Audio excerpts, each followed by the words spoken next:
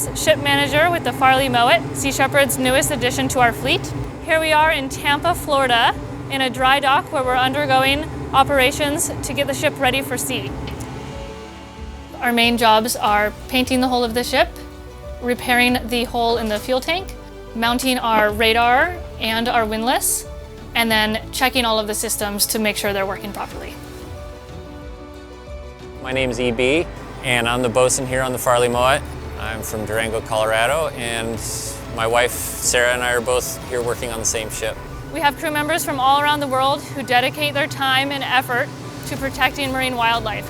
My name is Woody Henderson. I grew up in Southern California. So they got me on board, and I was very lucky to be chosen for this particular fun project of moving one of the brand new cutters from Florida around through the canal and up to Cayo Cortez, a route that I've done on other yachts many, many times. And combining my passion for the ocean with my passion for the environment, this is really an unbelievable opportunity for me. I couldn't be more excited. My name is Jose. I'm from Bogota in Colombia. We are going to be working along with the government of Mexico, who recently passed a 2-year ban on gillnet fishing on the Sea of Cortez to protect the vaquita. I'm Logan Kanan, and I'm from Florida, and I am a deckhand. It's been a great experience so far. I love everybody on board, and I love our ship. Everybody from around the world has been great to work with. My name's Fernando. I'm from Puerto Rico. I work as a deckhand here on the Farley Mowat. I was very much motivated by the direct action that Sea Shepherd employs, and I was like, as soon as I can, I'm gonna volunteer. And so I did, and 2.5 years later, I was called to come and volunteer, and I just quit my jobs, moved out of my apartment, and just came here. My name is Katya Walter. I'm from Vancouver Island, Canada, and I'm a deckhand. Farley Mowat, well-known Canadian writer and a world-renowned activist, a champion of environmental and animal rights, and that really showed in his books. And it's incredible to be working on a ship named after him. This is actually the second vessel that Sea Shepherd has that was named after Farley Mowat. I was bosun on the original Farley, and we crossed the Pacific, we transited the Panama Canal. We went down to Antarctica and fought with the whalers down there. Now I'm on the new Farley. My name's Connis, I'm the coxswain on the Farley, and I'm from the UK. My name is Roy, I'm the communications officer and a deckhand. I am from Victoria, BC, Canada.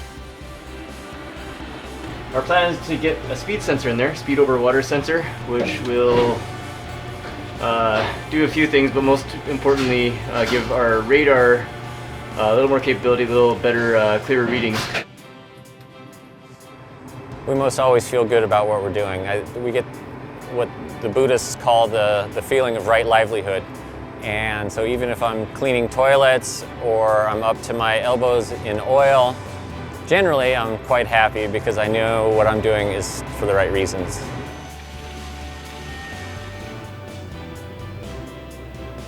There are lots of little chores. My favorite things about being a part of this organization and being in the middle of the action is it's inspirational just seeing everything come together.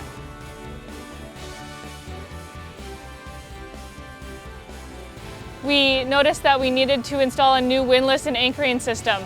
We're on the bow of the ship now. We just got our windlass installed. This is a really important moment for us because it's been delaying our campaign for about 6 weeks now. Bradley's our chief engineer, and he just installed the whole thing. Wired it up, and he has a temporary switch for me right now. So right back there, we have the shaft for the windlass, and that's what we'll see turning if it all works. So here I go. And it works. All right, that was forward. We'll try reverse.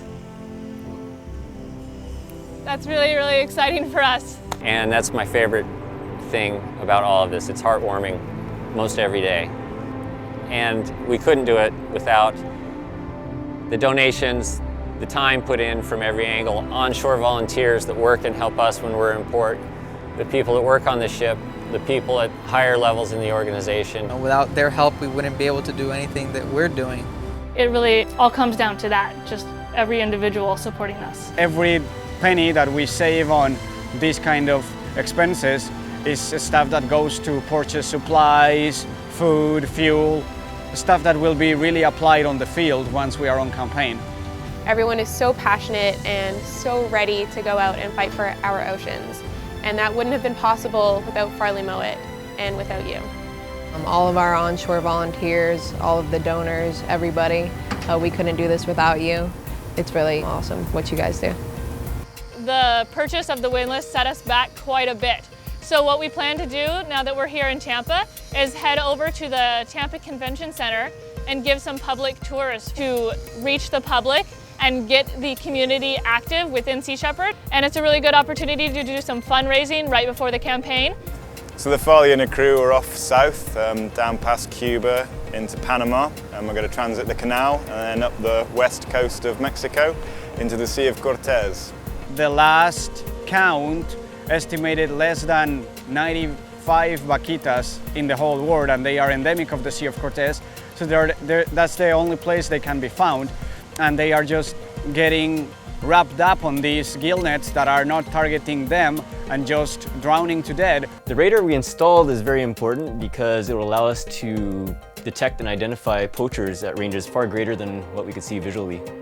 The original Farley was a lot bigger than this one. It held more people, but it was older and a lot slower. This one's newer, faster, straight from service, straight from the Coast Guard. It's a lot cleaner and a lot easier to work on.